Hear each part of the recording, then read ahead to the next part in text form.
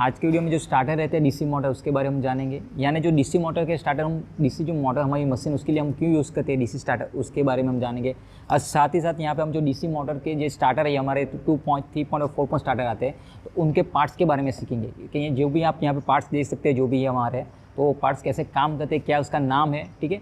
इसके बाद जो ये हमारे स्टार्टर है उसके जो टर्मिनल है वो कैसे फाइंड आउट करते हैं, यानी उसके जो कनेक्शन करने मोटर के साथ, जो हमारी डीसी मोटर रहती है सीरीज कंपाउंड, तो उसके कनेक्शन ये स्टार्टर के साथ कैसे किए जाते हैं इस वीडियो हम जानेंगे, ठीक है। यानी मेन जो हमारा पॉइंट है, हम पहले ये स्टार्टर है वो डीसी मशीन के लिए क्यों यूज़ करते हैं वो जानेंगे। उसके बाद इसके पार्ट्स के बारे में जानेंगे और इसके बाद मैं आपके छोटे से उसके सर्किट बता दूंगा और लास्ट में हम इसके टर्मिनल के बारे में जानेंगे, कैसे इसके टर्मिनल फाइंड आउट किए जाते हैं जिसकी हेल्प से हम जो मोटर के कनेक्शन करें हम इजीली फाइंड आउट कर सकें।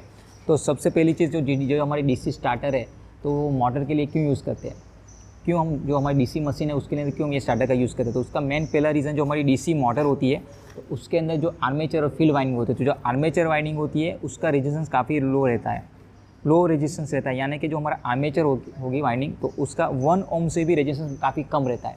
और दूसरी चीज़, जो हमारी डीसी मशीन होती है डीसी मोटर या बराबर, उसके अंदर बैक ईएमएफ आता है। बैक ईएमएफ स्टार्टिंग के लिए 0 रहता है। डीसी मोटर के अंदर जो बैक ईएमएफ रहता है वो स्टार्टिंग पर्पज़ में 0 रहता है। अभी इसकी थियरी मैं समझाना चाहूँगा, काफ़ी लंबा वीडियो हो जाएगा, इसलिए मैं आपको सिंपल समझा दूँ कि आर्मेचर रेजिस्टेंस काफ़ी कम रहता है डीसी मोटर में। तो जब हम उसको स्टार्ट करेंगे मोटर को तो डायरेक्टली जो हमारा आर्मेचर होता है वो फेस के साथ पैरेलल में आ जाएगा, ठीक है। डायरेक्टली सप्लाई आर्मेचर को वाइंडिंग को मिलेगा, आर्मेचर वाइंडिंग को डायरेक्टली सप्लाई मिलेगा तो लो रेजिस्टेंस होगा, उसकी वजह से फिर वाइंडिंग जलने की संभावना बढ़ जाएगी, क्योंकि जो डीसी मोटर होती है स्टार्टिंग में 3 से 4 गुना करंट ज़्यादा खींचती है। तो मान लीजिए कि 5 एम्पियर के अंदर उसकी फुल लोड कैपेसिटी है 5 एम्पियर की, और अगर 5 गुना ज़्यादा करंट गिनेंगे तो 5 × 5 × 25 एम्पियर ज़्यादा करंट मोटर के अंदर जाएगा। तो वो कंडीशन में क्या होगा, वाइंडिंग आर्मेचर का रेजिस्टेंस तो 1 ओम से भी कम रहता है, अगर उसके अंदर 25 एम्पियर चला जाएगा तो वाइंडिंग जल जाएगी। तो इसके लिए हम जो मोटर होती है डीसी मोटर उसके प्रोटेक्शन के लिए हम स्टार्टर का यूज़ करते हैं, और जब चालू कंडीशन में भी उसको सही सलामत रखे मोटर को, उसके लिए हम स्टार्टर का उपयोग किया जाता है, ठीक है। सिंपल, जो हमारी डीसी मोटर उसके जो मोटर को उसको जब स्टार्टिंग में करंट ज़्यादा मिलता है रेजिस्टेंस को, आर्मेचर फील्ड वाइंडिंग को, तो वो कम करने के लिए हम ये स्टार्टर का उपयोग करते हैं। और जब मोटर रनिंग कंडीशन तो अभी प्रोटेक्शन के लिए इसका हम स्टार्टर का उपयोग किया जाता है। अगर कोई ओवर लोड हो जाता है तो उसके लिए भी हमें प्रोटेक्शन देने का काम करती है। तो अभी यहाँ पे मैं आपको इसके जो प्रकार है 2 पॉइंट 3 पॉइंट और 4 पॉइंट प्रकार है। तो 2 पॉइंट अभी मेरे पास अवेलेबल नहीं है, मगर यहाँ पे आप देख सकते हैं 3 पॉइंट स्टार्टर क्यों कहा जाता है, क्योंकि यहाँ पे आप देख सकते हैं 3 टर्मिनल है, इसके लिए इसको 3 पॉइंट स्टार्टर कहा जाता है, और यहाँ पे 4 टर्मिनल है, इसके लिए 4 पॉइंट स्टार्टर कहा जाता है। तो आज के वीडियो में अभी हम यहाँ पे 3 पॉइंट स्टार्टर के बारे में जानेंगे, 4 पॉइंट स्टार्टर को मैं आपको अगले वीडियो में समझाऊंगा। तो आप यहाँ पे कॉन्सेंट्रेट कीजिए। ये जो हमारा 3 पॉइंट स्टार्टर है तो इसके पार्ट्स के बारे में हम पहले देख लेते हैं। तो यहाँ पे आप देख सकते हैं कि जो पार्ट्स है हमारे, तो ये हमारा टर्मिनल है, ठीक है।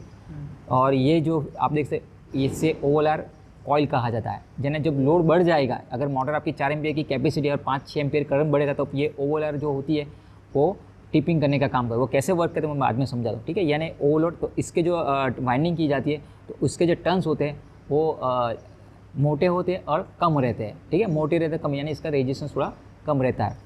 इसके बाद ये आप हैंडल देख सकते हैं, ठीक है। ये हैंडल है जो इजीली मूविंग करने के लिए यूज़ किया जाता है इस तरह से, ठीक है। और ये हैंडल के भी यहाँ पे स्प्रिंग लगी रहती है, यानी जब मोटर जब ऑफ कंडीशन में होगी और जब चालू कंडीशन इस तरह से जाएगा तो इजीली मूव होना चाहिए, और जब चालू कंडीशन मोटर अगर टिप हो जाती है ओवरलोड के तो इजीली अपनी जो बैक मूव पोजीशन है उसमें आ जाना चाहिए, ठीक है। यानी यहाँ से इस तरह इजीली मूव होना चाहिए, इसके लिए यहाँ पे स्प्रिंग का यूज़ किया जाता है, ठीक है। और ये आप ये देखिए, ये जो पूरा हैंडल है इसके ये दूसरे मटेरियल का बना, ठीक है, प्लास्टिक का अलग मटेरियल का बना। ये इसका सॉफ्ट आयरन कीपर है, ठीक है। यहाँ सॉफ्ट आयरन का ये टुकड़ा लगा, क्यों लगा है, क्योंकि ये जो हमारी एनवीसी कॉइल, ये हमारी एनवीसी कॉइल है, इसको नो वोल्ट कॉइल कहा जाता है। इसका मेन पर्पज़ है कि जो हमारा ये हैंडल है, जब हम मोटर को चालू करेंगे ऑफ या भी ऑफ स्थिति में जब ऑन हो इस तरह से, तो हैंडल यहाँ पे आ जाएगा, तो मैं छोड़ दूंगा तो इस तरह से ये एनवीसी कॉइल इसको पकड़ के रखेगी, क्योंकि इसके अंदर मैग्नेट क्रिएट होता है। और जो हमारी एनवीसी कॉइल होती है सर्किट में पैरेलल में कनेक्शन किया जाता है, इसकी वजह से इसको डायरेक्ट सप्लाई मिलता है, और ये मैग्नेट क्रिएट करती है, और मैग्नेट की वजह से ये जो हमारा सॉफ्ट आयरन का ये टुकड़ा है वो इजीली इसको पकड़ के रखता है इस तरह से। जब कोई रीज़न की अगर ओवरलोड की वजह से अगर इसका मैग्नेट निकल जाता है तब डीमैग्नेटाइज होता है, तो ये अपनी मूल स्थिति में आ जाता है, ठीक है। यानी जो एनवीसी कॉइल जो इसके जो टर्न्स है वो ज़्यादा टर्न्स रहते हैं, और जो इसका मोटाई होती है वो कम रहती है, ठीक है। तो और इसको ये स्टड कहा जाता है। ये पार्ट्स हो गए, एक आपको मैंने ओवरलोड बताया, ये हैंडल आ गया, ठीक है। और ये हैंडल को जो है यहाँ पे एक वायर से यहाँ पे बोल्ट में दिया है, ठीक है। ये प्लास्टिक का पूरा है, इसकी वजह से इसको अर्थिंग देने के लिए यहाँ पे बोल्ट पे रखा है। तो जो भी हम टेस्टिंग करते हैं ये बोर्ड पे लग के टेस्टिंग करेंगे। और ये हमारी NEC coil, no volt coil, जिसका मेन पर्पज़ है ये हैंडल को पकड़ के रखना, मैग्नेट क्रिएट करके पकड़ के रखना, ठीक है। इसके बाद ये स्टड कहा जाए, ये ब्रास जो मटीरियल होता है ब्रास, वो मटीरियल यहाँ पर बनाया जाता है, ठीक है। स्टड ये हमारा रेजिस्टेंस आप पीछे से देखें इस तरह से, तो ये सब आप यहाँ पे स्प्रिंग जैसे देख सकते हैं, इसको रेजिस्टेंस कहा जाता है। ये यूरे का मटीरियल की बनी होती है, जो यूरे का मटीरियल उसके बनाई जाती है। और ये एस्बेस्टस शीट है। ये एस्बेस्टस शीट किसके लिए दिए कि अगर ये इंसुलेशन की तरह काम करे, अगर ये स्प्रिंग अगर हम दूसरा कोई मटीरियल यूज़ करेंगे तो फिर शॉर्ट हो जाएगा सभी चीज़ एक ही साथ, इसलिए हम एस्बेस्टस शीट का यूज़ करते हैं जो इंसुलेशन का काम करता है।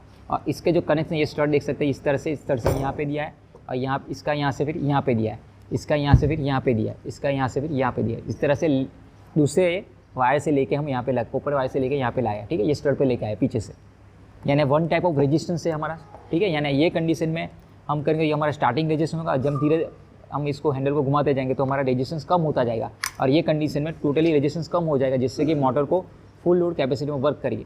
अभी स्टार्टिंग में अगर मान लीजिए हम इतना मैं मोटर को स्टार्ट करूँ यहाँ पे रखता हूँ, तो मोटर के बीच में ये इतने रेजिस्टेंस हमारे आ जाएंगे।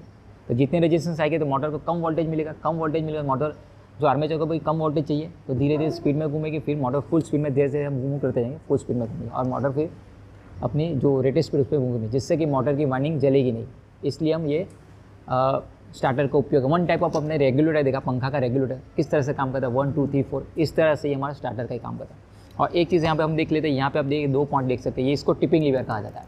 इसका काम कब होगा कि जो ये हमारी ओवलर कॉइल है, जब लोड बढ़ेगा तो क्या होगा, यहाँ पे इसके अंदर भी मैग्नेट क्रिएट होगा, क्योंकि हमारा जो फेरेडे का नियम है, लॉस कहते हैं कि कोई जो भी हमारी वाइंडिंग होती है, कोई भी हमारा कंडक्टर होता है, तो उसको हम सप्लाई देते, तो उसके आजू बाजू मैग्नेटिक फील्ड क्रिएट होता है। तो यहाँ पे भी सप्लाई मिलेगा, लोड बढ़ेगा तो मैग्नेटिक फील्ड क्रिएट होगा, तो इसकी वजह से मैग्नेटिक फील्ड क्रिएट होगा। तो यहाँ से फिर ये जो हमारी ये टिप है, बाईमेटल टिप जैसी है, ठीक है, ये टिपिंग लीवर ये धीरे से इस तरह से अटैक होगा और ये ऊपर जाएगा। जब से लोड बढ़ता जाएगा इस ऊपर, यहाँ से जैसे ही टच होगा तो इसके 2 कनेक्शन यहाँ पे NEC कॉइल में अंदर दिए गए हैं, ठीक है।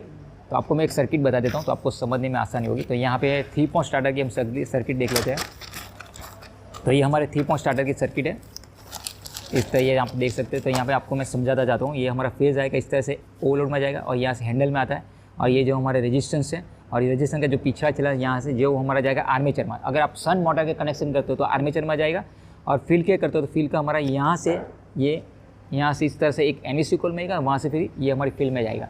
और जो NEC कॉइल दो वायर निकलेंगे, 2 छेड़े, वो डायरेक्टली यहाँ पे टिपिंग लीवर में दिए जाते हैं। तो यहाँ से डायरेक्टली यहाँ पे टिपिंग लीवर, तो जैसे ये टिपिंग लीवर ऊपर आएगा ओवरलोड की वजह से इस तरह से शॉर्ट होगा।